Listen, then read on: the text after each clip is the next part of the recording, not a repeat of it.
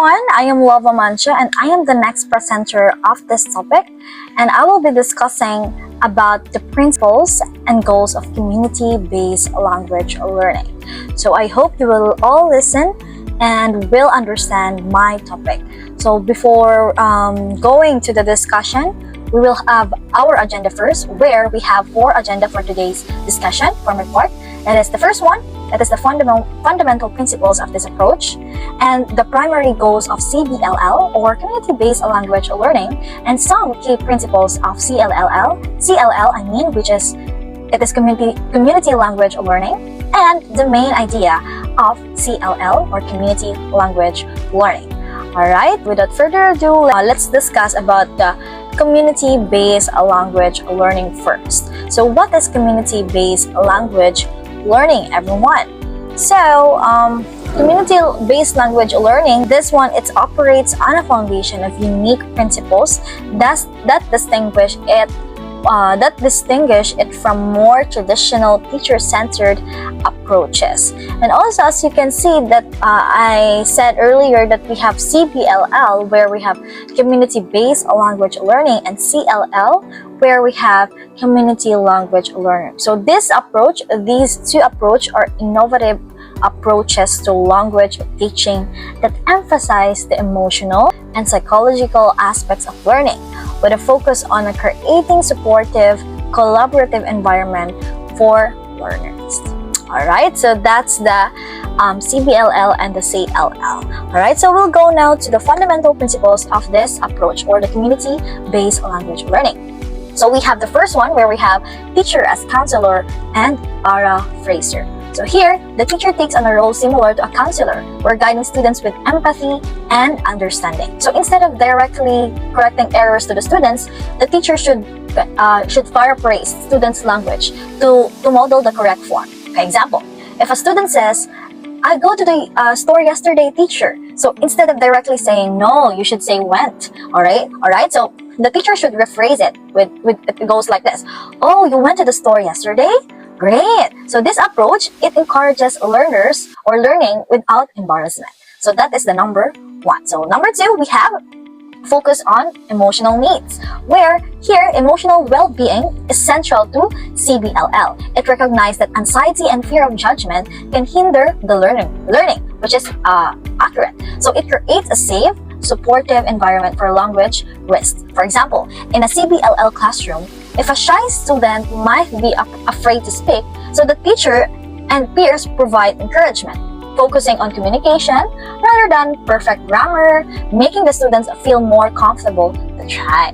Alright, so that's the number 2. So number 3, we have the target language use from early stages, where it says here that CBLL encourages the use of the target language from the very beginning, even with limited proficiency, allowing students to gradually improve through practice, because practice make it perfect, right?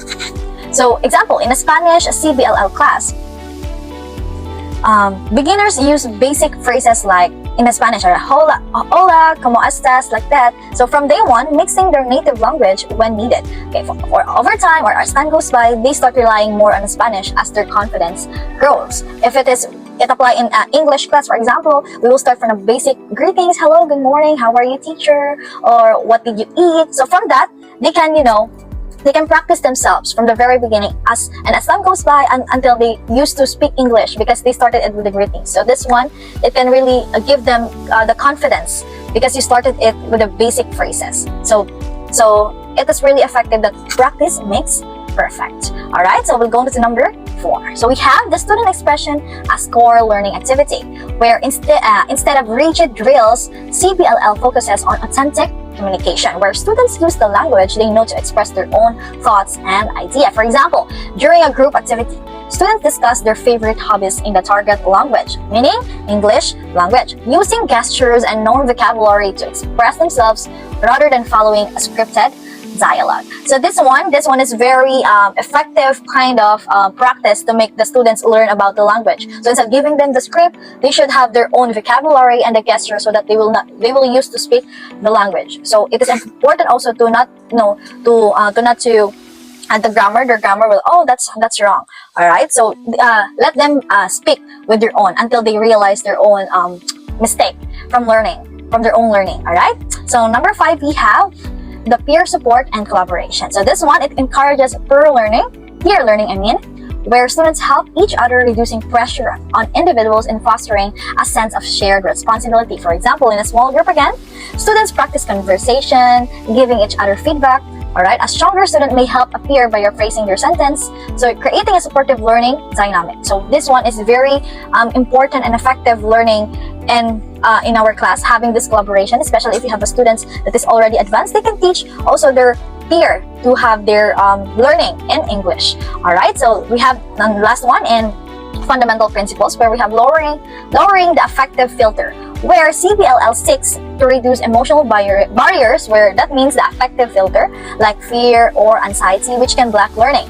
A relaxed and non-judgmental environment helps students engage more openly. So as we all know that fear or anxiety, it can block our confidence to speak, even though we already know how to speak, but having that kind of affective filter, it has the barrier to speak confidently. So here we can it can help the student. For example, before an oral exam, the teacher organized a fun, low-stakes group activity where students share personal stories, and this lowers anxiety and helps them feel more comfortable during the formal assessment. So it's like the teacher should have prepared an icebreaker so that the students will feel, I am ready to do this one because we started this one. You should not start having that kind of, intimidating classroom environment, so that the students feel more comfortable to share or do not have that affective filter. All right, so we have the 5 primary goals of CBLL. First one, we have create a safe, supportive community. Number 2, build learner confidence and motivation. 3, teach language communicatively through real-world situations. 4, prioritize positive teacher-student relationships. And 5, we have promote student autonomy and responsibility for learning. So we will go now to the first one, which is to create a safe, supportive community. So the goal here is to establish a classroom environment where students feel secure sharing ideas. So they should be confident to share everything in the language, which is English language. Alright, for example, students are encouraged to share personal experiences in small groups with focus on understanding rather than perfect language use. Okay, understanding, not perfect language or grammar. So we should encourage that kind of environment in our classroom. Alright, so number 2, we have the build learner confidence and motivation. So here in CBLL, it builds confidence through positive feedback and learner-centered activity. So a teacher should have a positive feedback. You should add a negative feedback if it is needed, but it has still a care for them to encourage and to learn something about your class. For example, a student unsure about pronunciation is praised for trying, which boosts their motivation to keep practicing. Alright, a teacher can give a motivation. Oh, you should practice this pronunciation. So with this, it can boost their motivation to practice or to keep trying to learn about the grammar, about the pronunciation. Alright, so we have the number 3, where we have the teach language communicatively.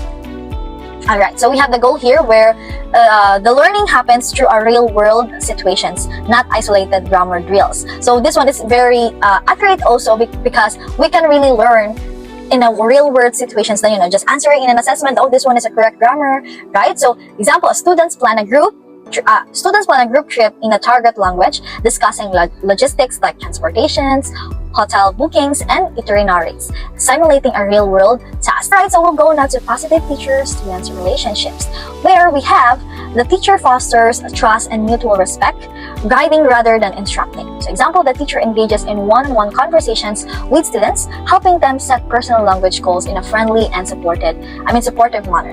Alright, so number 5, we have the promote students' autonomy, where students are encouraged to take charge of their learning process. Example, a student creates a learning plan, choosing topics of personal interest, example, travel or sports, while the teacher supports them in achieving those goals. Alright, so we are done to the main goals of CBLL, so we will go now to the community language learning, or the CLL, or the main idea of this one. So CLL is a learner-centered approach. It develops by Charles A. Curran that promotes a supportive, emotionally comfortable environment for language learning. So if we have the main idea of the CLL, we have the key principles of CLL, where it has number 1, the learner-centered. So this one is to students guides the learning process.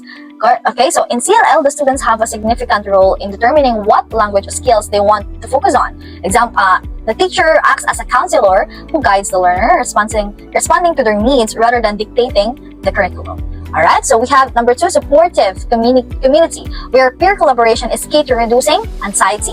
The students should work together in small groups, supporting each other in using the new language without fear of embarrassment. So this communical approach mirrors a real-life language use where communication is often collaborative. Alright, so number 3, we have the meaningful communication, wherein language in CLL is acquired communicatively through real conversation. Focus on expressing meaning rather than memorizing grammar rules. On number 4, we have the low anxiety. The pace of activities is determined by the learners, ensuring that they do not feel rushed or overwhelmed. And she's transition allowed, where this pragmatic approach acknowledge that learners may not have the vocabulary or structures needed to communicate fully in the target language at first, but it encourages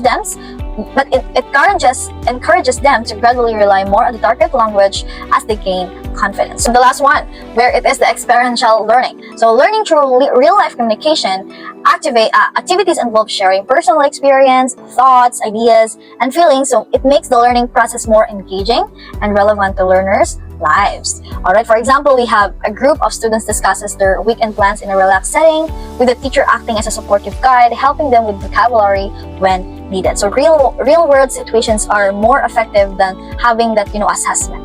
Alright, so we'll go now to the main idea of community-based language learning and the CLL. Alright, the main idea behind community language learning is that language acquisition is most effective when learned collaboratively in a supportive community environment, which is very true. So this approach, again, it developed by Charles A. Curran in 1960s, emphasizes the sense of community with the learning group and encourages warm, open interaction between learners and teachers as the primary vehicle for learning. And also in this core, community language learning, recognizing that the process of acquiring a new language can be emotionally challenging and stressful, but students may feel insecure, frustrated, or embarrassed as they struggle with new concepts and attempt to communicate. So Curran argued that the counselor-client relationship utilized in psychology could serve as an ideal model for the teacher-student relationship in language education. So teachers should demonstrate empathy, establish an atmosphere of trust and support, and prioritize nurturing students' confidence and willingness to take risks. Alright, so in this collaborative of CLL environment, students should work together to develop the target language, contributing ideas and learning from each other under the teacher's subtle guidance. Alright, so the teacher acts a counselor rather than authoritative instructor. Alright, this dynamic fosters cooperation, creative thinking, and greater sense of investment in the learning process. Students feel comfortable making mistakes around others undergoing the same struggles. So the communal bonds and lowered affective filter facilitate authentic linguistic exchange. Alright, so in this practice, everyone, CLL utilizes small groups, language games, open discussions, students-generated content, and activities that encourage a risk-taking. So the teacher may transcribe students' speech, allowing them to observe their own output by focusing on community support rather than formal instructions language. So that would be all about the principles and goals of community-based language learning. And I will pass the stage to the next presenter, which is Kerwell Delphine. And thank you everyone for listening. Goodbye!